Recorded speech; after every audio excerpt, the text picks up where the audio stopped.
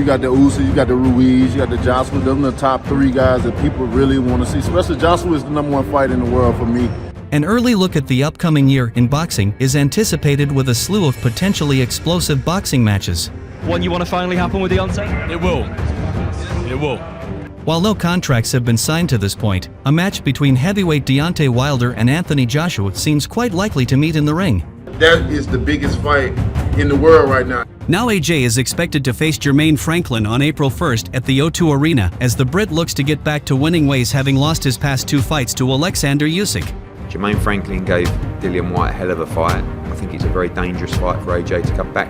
Joshua's promoter Eddie Hearn has laid out a roadmap that involves a fight with Dillian Whyte in the summer before facing Wilder at the end of the year.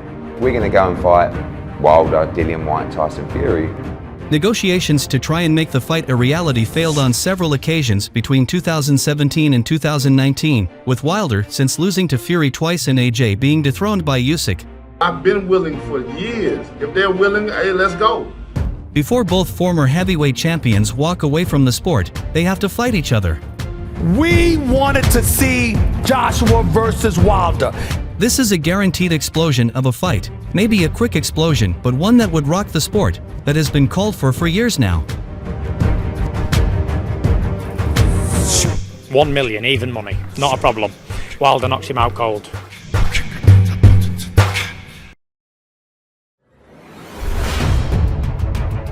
Anthony Joshua, a British-Nigerian boxer, has stated that he would like to fight both Tyson Fury and Deontay Wilder before the end of 2023. The priority is to see AJ become world heavyweight champion again. After losing 3 of his last 5 fights, including 2 to Alexander Usyk, the former 2-time unified heavyweight champion is rebuilding his career. It's not the trainer, it's about the fighter, what he has up here. Joshua has decided to face one of the best heavyweights in the division in American Jermaine Franklin for what is a tune-up of sorts to get him ready for the fated old veteran Dillian Whyte in Stadium Fight in July. We want to build up into a huge event at the O2 and the return of AJ there. Both of those fights will be tune-ups, and depending on how Joshua looks in those matches, Hearn will decide whether he's ready to face the powerful Deontay Wilder. Plan and the key really is to try and get in a position to fight 3 times this year. The pair have been tipped for a potential heavyweight super fight since AJ joined Wilder as a world champion back in 2016. Negotiations to try and make the fight a reality failed on several occasions between 2017 and 2019, with Wilder since losing to Fury twice and AJ being dethroned by Usyk. I'll fight Wilder because he's one of the best fighters in the world. It's not just about the belts either, it's about just fighting the best. Regardless of their defeats, most fans would still welcome a matchup between the pair, including former undisputed King Tyson. Seeking to fight the best of the best, the champions, the #1 guys. Not only is Deontay Wilder one of the hardest-hitting punchers in boxing today, but he also has one of the biggest personalities in the sport. You know, I keep people on the edge of their seat, but you don't know what's going to happen. But when it happens, baby, bam, good night. He is not afraid to speak his mind, especially when it comes to the state of the heavyweight division and those who have crossed him before. I am the hardest hitting puncher in boxing history, period. He recently returned to action following a year away from the ring, beating Robert Helenius via knockout. To get back to the top of the mountain, there are several big names in boxing to fight.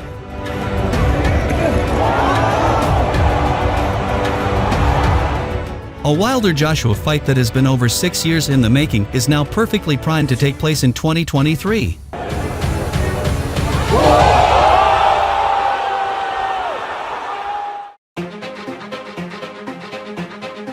Deontay Wilder, a late starter in the sport, parlayed a short amateur career into a medal-winning performance in the 2008 Olympics. He's looking at a heavyweight champion of the world one day, baby. His power, especially with the right hand, has splattered every opponent he has faced. Against this short-notice opponent, how did he stand? Joshua also started late, but still was good enough to win the gold medal in the Olympics in London in 2012. It's just as important as winning the Olympics because everyone's here to support and everyone's proud that we got a victory.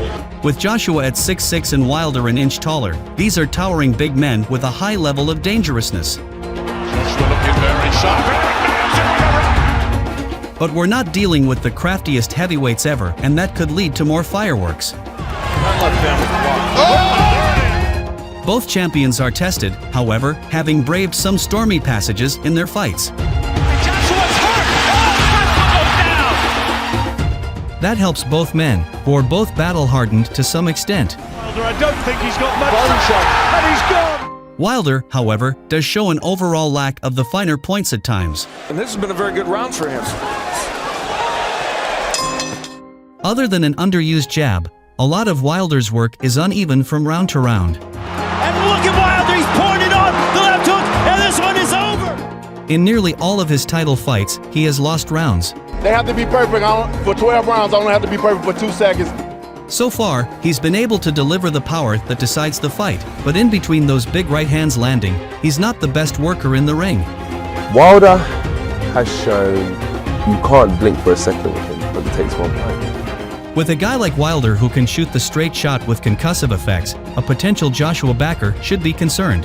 He does have tremendous power, and the only way he wins is to detonate that power against an elite heavyweight.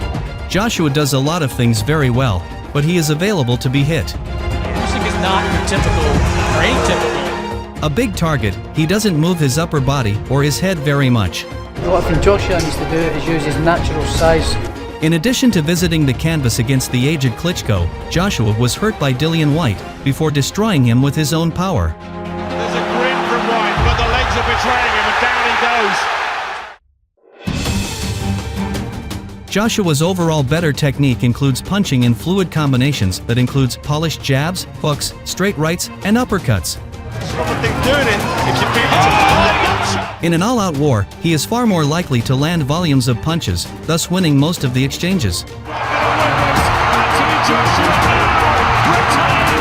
No one would call Wilder a small heavyweight as he towers over opponents at 6 feet 7 inches, but having entered the ring at 214 pounds in his last fight, it's hard to call him a big heavyweight. I have a sixth sense. I can feel body organs, just sometimes emotion. I'm very powerful. My mind is very powerful.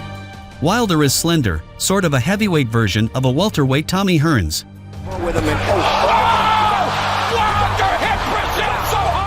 What he lacks in robustness he makes up for with leverage and the ability to detonate that right hand on everyone he has fought thus far. The best heavyweight in the world and the most dynamic fighter in the history of the sport. We've seen opponents really have their worlds come crashing down against these guys. Joshua is the #1 fight in the world for me. Their power registers in eye-popping ways, with opponents not simply finished, but vaporized from the ring. Deontay Wilder is the best, the biggest puncher in the whole world. Tyson Fury is the best boxer out of all three of them. And Anthony Joshua put the two of them into one. Both have shown they can be hurt, and with the fight-ending capability of each fighter, a prediction is indeed hard to cast. It's a 3-round fight. Deontay Wilder winning by devastating knockout. Before both former heavyweight champions walk away from the sport, they have to fight each other. That's still the biggest fight in the world. Everywhere I go, people talk about that. This is a guaranteed explosion of a fight. Maybe a quick explosion, but one that would rock the sport, that has been called for years now.